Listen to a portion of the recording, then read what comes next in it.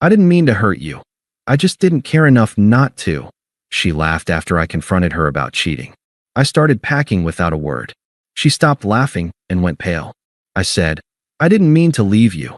I just don't care enough not to, and walked out. Hey viewers, before we move on to the video, please make sure to subscribe to the channel and hit the like button if you want to see more stories like this. And if you have your own story to share, send it to me. My contact info is in the description below. I'd love to feature it in an upcoming video. Thanks. The key was under the mat, right where I'd told her it would be. My flight home from the Denver conference had been canceled, then reinstated, leaving me landing at midnight instead of 4 p.m. I'd texted her from the airport, but got no reply. Not unusual for a Friday night. She was probably out with the girls, phone buried in the bottom of some glittery clutch. I just wanted my bed. The silence of my apartment was a relief after 3 days of forced networking. I dropped my suitcase by the door, the thud too loud in the stillness. That's when I saw them. 2 wine glasses on the coffee table, one with a lipstick smear the color of crushed berries. Her color. A man's leather jacket was slung over the back of her reading chair. A jacket I didn't own. A cold, humming void opened in my chest. I walked, robot-like, down the hall. Our bedroom door was ajar. The scene was a cliché, her sleeping form, back to me, and the motion silhouette of a man beside her. His arm was draped over her waist. On the floor, a condom wrapper glinted in the streetlight, bleeding through the blinds. I didn't scream. I didn't throw anything. The hum in my chest just got louder, drowning out everything. I backed out silently, went to the living room, and sat on the couch, right next to the dirty glasses. I waited. An hour later, I heard a shuffle. The bathroom light went on, then off. He came padding out, shirtless, stopping dead when he saw me. He was younger, with the carefully maintained stubble of a guy who tries hard to look like he doesn't.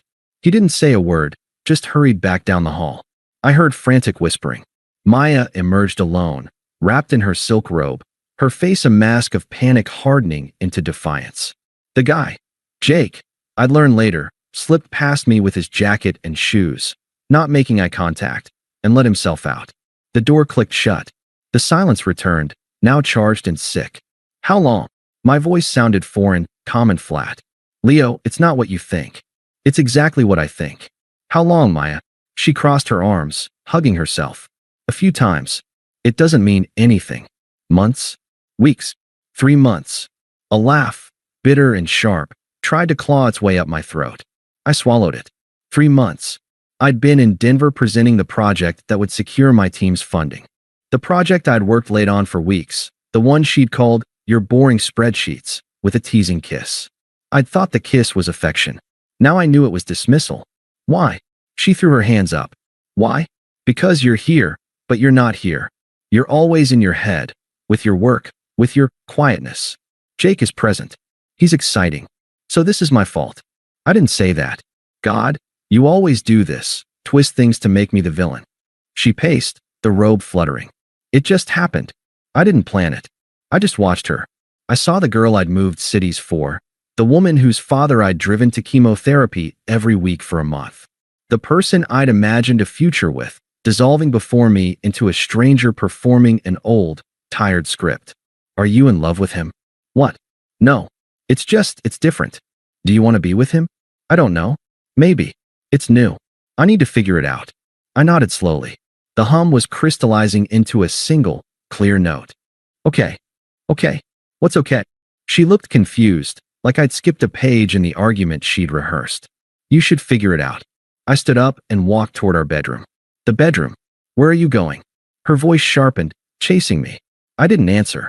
I went to the closet and pulled out my old duffel bag from the top shelf. Then I went to my dresser. Socks, boxers, t-shirts, jeans. I packed methodically, folding nothing, just placing them inside. What are you doing? She was in the doorway now, her voice rising an octave. I moved past her to the bathroom. Toothbrush, razor, deodorant. The spare contact lens case. I dropped them into the DOP kit. Stop it, she demanded, following me back into the bedroom. Stop this right now. Are you seriously packing a bag? You're going to leave? Over this. I unzipped my suitcase from the hallway, the one I'd lived out of for 3 days, and started transferring the contents of the duffel into it. Work clothes, dress shoes. My portfolio. Leo, talk to me. It was just sex. You're being ridiculous. I finally turned to look at her. The defiance was still there, but it was cracking at the edges, revealing the panic beneath. She couldn't control the narrative if I refused to read my lines. Just say something, she shouted, the words bouncing off the walls. I took a slow breath. The clear note in my head was a command. Do not engage. Just go. I need to understand, I said, my voice still that terrible, even calm. So you're saying you didn't intend to hurt me? No. Of course I didn't intend to. God. She let out a frustrated, nervous sound, a half laugh, a scoff. It was meant to diminish me, to frame my pain as an overreaction to her casual transgression. I didn't mean to hurt you. I just didn't care enough not to. There it was. The core of it, polished and offered up with a shrug. Not malice, but absolute, trivial indifference. My love, my trust, our 5 years, they weren't worth the minimal effort of caring enough not to break them. Something settled in me then. Final. Like a heavy bolt sliding home. I turned back to my suitcase and zipped it shut. The sound was definitive. I picked it up, hefted my laptop bag onto my shoulder. I walked toward the front door. Her confusion had morphed into real fear. She planted herself between me and the door. Wait, you're actually leaving? Just like that? Where will you go? I stopped, looking at her. Really looking. The woman I loved was gone. This was just the vessel she'd left behind. I saw the pale cast of her skin, the widening of her eyes as she realized I was not performing a tantrum. This was an exit. I didn't mean to leave you, I said, my voice low and perfectly level, a mirror held up to her own words. I just don't care enough not to. The last shred of color drained from her face. Her lips parted, but no sound came out. The laugh was gone, the defiance erased. She just looked hollow. I stepped around her, my movement gentle but irrevocable. I opened the door. I did not look back. I stepped into the hallway, pulling the door closed behind me. It didn't slam. It clicked shut with a soft, final sound, like the lid of a box being closed on something that was already dead. The hotel room smelled like citrus-scented cleaner and emptiness. I'd chosen the cheapest one near the airport, a place designed for transients. I sat on the edge of the stiff bed, my suitcase and laptop bag beside me like loyal, silent dogs. The humming in my chest had subsided, replaced by a vast, quiet static. I felt nothing. Not anger, not sadness. Just a hollow, resonant absence, as if the core of me had been surgically removed and I was left observing the empty cavity. I didn't cry. I just existed. I ordered a club sandwich from room service at 2 a.m. and ate it methodically, tasting nothing. I watched infomercials until the sun came up, the cheerful hosts a bizarre soundtrack to the end of my life as I knew it. In the gray morning light, the memories began to intrude. Not the good ones. Those would hurt too much, and my mind seemed to protectively block them. Instead, it offered up a flashback, sharp and unbidden. 2 years ago. Maya, tears streaming down her face, holding the positive test. It wasn't planned. We were scared. I held her, my own heart pounding with a terrifying mix of dread and a strange, budding hope. We'll figure it out, I'd said into her hair. Together. A week later, the miscarriage. She was devastated, a raw nerve of grief. I took 2 weeks off work. I cooked every meal. I held her during the night terrors. I fielded calls from her family. I sat in the bathroom with her while she cried on the floor. When she finally emerged, blinking in the sunlight, she'd squeezed my hand and said, I don't know what I would have done without you. I had let that sentence cement my identity for years. Her protector. Her foundation. The one who stayed. Now, in the sterile hotel room, the irony was a cold knife. The one who stayed was the one who had been deemed not present. The foundation was something you built upon until you wanted a different view. Then you left it buried without a second thought. The static in my head began to recede, replaced by a cold, operational clarity. Grief was a luxury. This was now a logistical problem. My phone buzzed. A string of notifications from Maya. Where are you? This is insane. Come home so we can talk like adults. Leo, answer me. You're really going to ghost me? After everything? Fine. Be a child. I didn't block her. Not yet. I opened my banking app. I transferred my half of the last month's bills from our joint account into my personal one. I canceled the automatic payment for our upcoming vacation, The one to Costa Rica I'd been saving for as a surprise for our anniversary. The confirmation email felt like shedding a weight. Then, I sent one text. I drafted it 3 times, stripping it of any emotion, any hook she could grab onto. Me. My belongings will be collected from the apartment Tuesday afternoon. Your key will be left with Building Superintendent Lopez. Please have anything you consider yours removed before then. Her reply was instantaneous. Maya, WTF, Leo? You're just giving up? You're not even going to fight for us? This is how little I meant to you? I put the phone face down. That was the last text of hers I would ever read. I methodically went through my social media. I untagged myself. I changed my relationship status to single. I unfollowed her, and then, without drama, I blocked her. On everything. Instagram, Facebook, Twitter, even Spotify. It wasn't an act of anger. It was hygiene, removing a source of infection. Next, the friends. Our mutual circle. I picked 3 I respected the most, and sent nearly identical messages. Me, hey. Just a heads up, Maya and I have split up. It was due to infidelity on her part. I don't wish to discuss the details, but I wanted you to hear it from me. I'm taking some space, but I value your friendship. The responses were a mix of shock, support, and awkward sympathy. I thanked them and didn't engage further. I was building a wall, brick by quiet brick. Tuesday came. I hired a task service through an app. 2 polite, indifferent strangers in matching polo shirts packed the rest of my clothes, my books, my records, the set of chef's knives my father gave me. They put it all in storage unit number 317. They left the key with Super Lopez. The entire operation cost me $389. It was the best money I'd ever spent. The next few weeks passed in a strange, peaceful rhythm. I extended my stay at the airport hotel, then found a furnished sublet downtown, a minimalist box with a view of other buildings. I went to work. I did my job. I came home. I started running along the river, the pounding of my feet on the pavement a meditation. The silence in my apartment was no longer empty. It was clean. The first ripple of karma came 3 weeks later, via Derek, one of the mutual friends I'd messaged. We met for a beer, his idea. So, he said, shifting uncomfortably after the first sip. You've really gone dark, man. Just focusing, I said. On what? On not focusing on the past.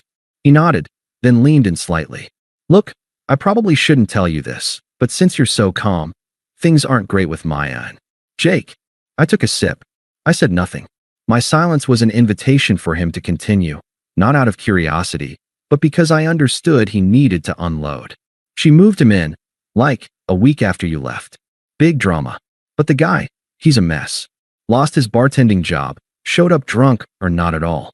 I heard from Sarah that he's got a bit of a record. Petty theft, disorderly conduct. I remained quiet. And Maya's, not the same. She posted all these new chapter pics with him, but last week, she posted this vague quote about trusting the wrong people. Then deleted it. Sarah said she saw them screaming at each other in a parking lot. He threw a takeout bag at her car. I felt a distant, abstract pity, the kind you feel for a character in a movie making obviously terrible choices. It had no connection to me. Sounds unstable. I said finally, my voice neutral. Yeah, no kidding. You dodged a bullet, man. I didn't agree or disagree. A bullet implies something was shot at you. This felt more like I'd voluntarily stepped off a path that was crumbling ahead of me anyway. That night, back in my quiet sublet, my phone buzzed with a text from an unknown number. Unknown, Leo, it's Maya. I know you blocked me. Please. I made a huge mistake. Can we just talk? I'm so sorry for what I said. What I did. I'm so sorry. The words sat there on the screen, glowing in the dark room. I felt nothing. No thrill, no schadenfreude, no softening. Her apology was a pebble thrown into the ocean of my indifference. I didn't reply. I didn't block the number. I simply swiped the notification away. The screen went dark, reflecting my own placid expression back at me. The silence, once again, was absolute. And for the first time since I'd found those wine glasses, it felt like mine. The silence after her first text wasn't a tactic. It was simply my new state of being. Her words entered the atmosphere of my life and dissipated, like smoke in a vast, open space. I didn't feel strong or vindicated. I felt free. The shackles hadn't been broken in a dramatic struggle. I'd simply realized they were never locked, and I'd walked away from them. My life began to refill, not with noise, but with substance. I signed up for a woodworking course at the community center, something I'd always talked about with Maya, who'd called it a dusty old man hobby. The smell of sawdust and the focus required to make a straight cut were a meditation. I reconnected with Ben, a college friend she'd deemed too cynical, and we started hiking every Sunday. The conversations were easy, punctuated by comfortable silences as we climbed. I didn't talk about her. He didn't ask. Meanwhile, the world of my past continued to combust without me.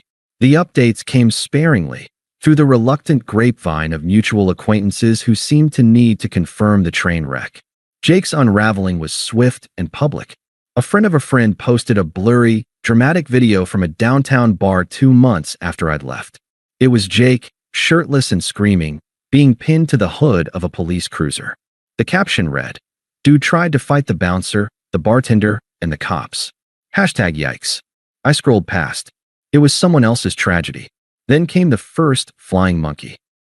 It was a call from Lacey, Maya's closest friend, and a woman who had always viewed me as a mildly disappointing accessory to Maya's life. "Leo, hi. God, it's been a while." Her voice was saccharine with false warmth. "Lacey, I was in my workshop, sanding the edge of a maple serving board. Listen, I'm calling as a friend to you both.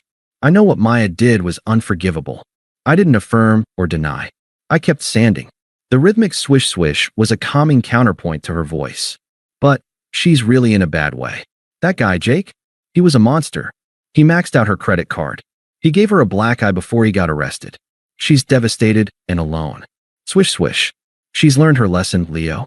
A really, really hard one. I think if you just heard her out, it might help her heal. She still loves you, you know. She's just so lost." I put the sander down. The wood was smooth under my fingertips. "I appreciate you reaching out, Lacey," I said, my voice even. "But my decision is final. I hope she finds the support she needs." The subtext was clear, from someone else. There was a long pause. My politeness had disarmed her script. "You're really that cold?" she finally said, the sweetness evaporating. "I'm that resolved," I corrected gently. "Take care." The next attempt was more direct. A voicemail from Maya's sister, Chelsea, a woman whose approval I'd spent years fruitlessly chasing. "Leo, it's Chelsea. Look, I never got involved in your guys' stuff, but this is too far. She messed up, okay? People make mistakes. But you abandoning her completely when she's at her lowest? That's not the man I thought you were. That Jake creep is in jail where he belongs, but she's the one doing life sentence in her own head. Have some compassion. Call her." I deleted the voicemail. The man she thought I was a fiction, a placid, accommodating figure who existed to stabilize her sister. That man was gone. The final, desperate data point came not through a person, but through the digital haze. Out of morbid curiosity one slow evening, Ben pulled up Jake's public court records on his laptop. There it was, multiple charges from the bar fight, plus a previous warrant for violating a restraining order from another ex-girlfriend. The man was a pattern, not an anomaly. Maya hadn't traded up for excitement. She'd jumped from a stable platform onto a known fault line. Then, my phone lit up with a local number.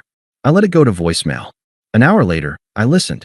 It was Maya, but not the pleading, shattered woman from the texts. This voice was raw, ragged, and crackling with a fury that had finally broken through the victim facade. "You know what, Leo? Fine. You win. You're the perfect, stoic martyr. I get it." Her words were slurred, either by drink or tears. "I'm the villain. I'm the crazy bitch who ruined everything. But you were never capable of real love, were you? Real love forgives. Real love fights. You just leave. You're a ghost. A fucking pleasant, polite ghost. I lost everything. Everything. And you can't even pick up the phone to tell me I got what I deserved? You're a coward. A cold, heartless coward. I'm better off. Do you hear me? I am better off." The message ended with a muffled crash, like something being thrown. Then sobbing. Then a dial tone. I saved the voicemail. Not out of sentiment, but as a reminder. This was the authentic core, once the performance of remorse failed to get a reaction. This was the anger of a person who believed their consequences should be someone else's responsibility to alleviate. The last vestige of any softness inside me petrified, turning to stone. She had shown me her truth twice now, first in her indifference, then in her rage. I believed her both times. That weekend, I finished the maple serving board. I oiled it, and it glowed, the grain rich and deep. Ben came over, and I grilled steaks. We ate off my new creation. As we sat on my sublet small balcony, the city lights twinkling, a deep, unshakable peace settled over me. The noise from my past was a distant, fading echo. Here, in the quiet present, I was building something real. One straight cut, one calm day at a time. The stage was set. The final act wasn't mine to perform. But I knew, with a certainty that felt like fate, that she would try to drag me back into her play one last time. And I knew, with even greater certainty, that I would have no lines left to speak. 6 months to the day after I walked out, I was waiting for a court-to-do at the Grind, a coffee shop near my new office. The sublet was gone. I'd leased a modern, airy apartment with a view of the river and space for a proper workshop. The maple board had been the first of many projects. The silence there was my own, filled with the music I chose or the satisfying quiet of creation. Ben was running late, so I'd ordered first, scrolling idly through architectural plans for a custom bookcase on my phone. I was at peace, not the fragile quiet of the hotel room, but a solid, earned tranquility. The bell on the shop door jingled. I glanced up out of habit. It was Maya. She stood frozen just inside the doorway, silhouetted against the gray afternoon light. She looked diminished. The vibrant, careless woman who'd laughed at my pain was gone. This woman was thinner, her shoulders hunched inside a coat that seemed too big.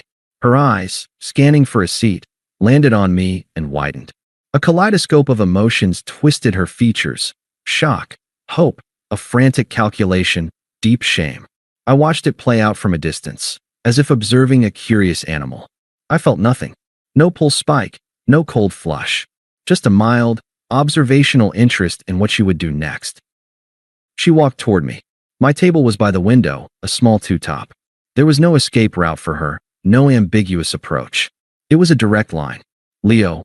Her voice was a scrap of sound, rough from disuse or crying. I gave a single, slow nod. Maya. She flinched at the neutrality. It was worse than hatred. You look really good. It was true.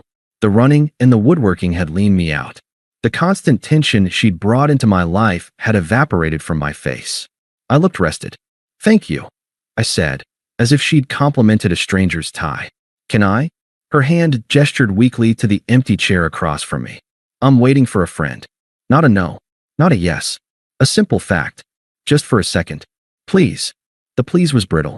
I inclined my head, a minute concession.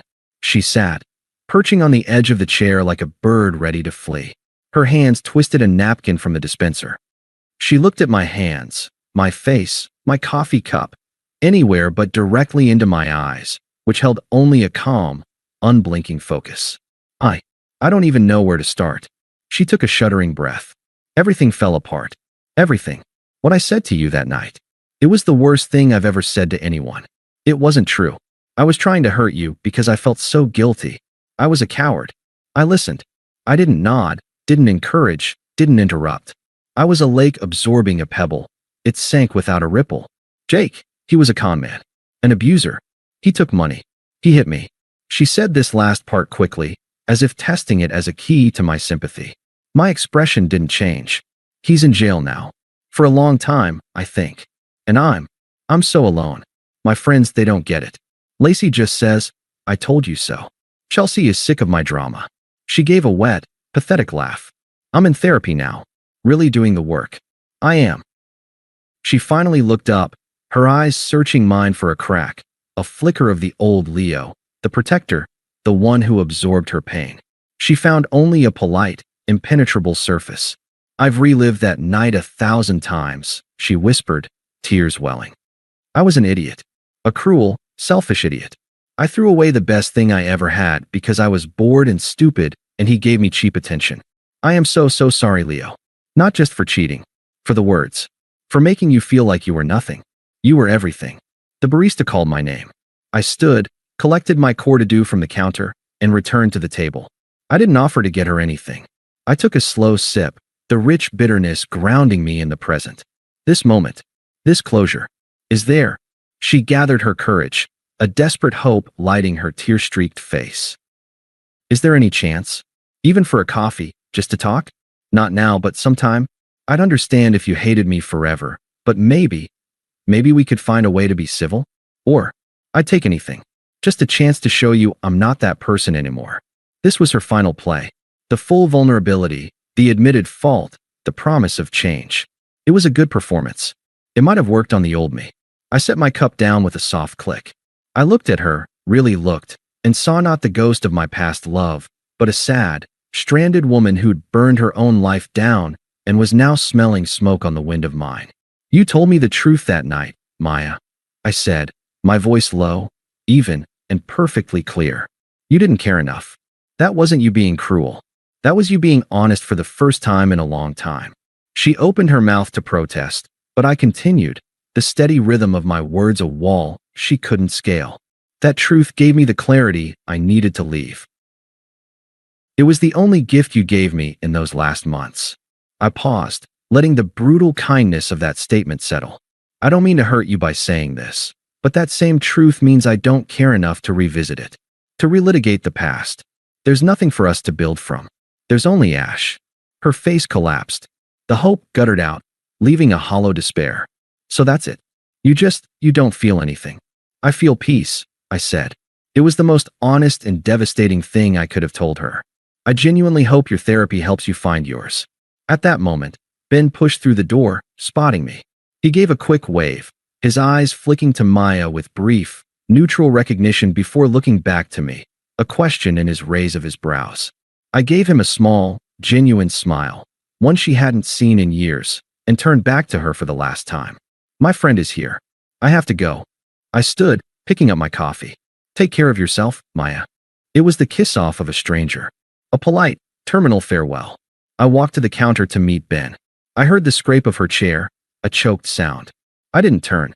Ben clapped me on the shoulder. You good, man? Never better, I said, and I meant it. Ready to go? As we walked out into the crisp afternoon, I didn't wonder what she was doing. I didn't feel her stare on my back. I was already gone, had been for months. The man she was begging for no longer existed. He had walked out one night, and in his place stood someone she would never know. Someone who had built a life, piece by steady piece, on a foundation of quiet dignity, far away from the noise of her consequences. The last thread was cut, not with a shout, but with a quiet, definitive truth. And the silence that followed was finally, completely, my own. Thanks for watching.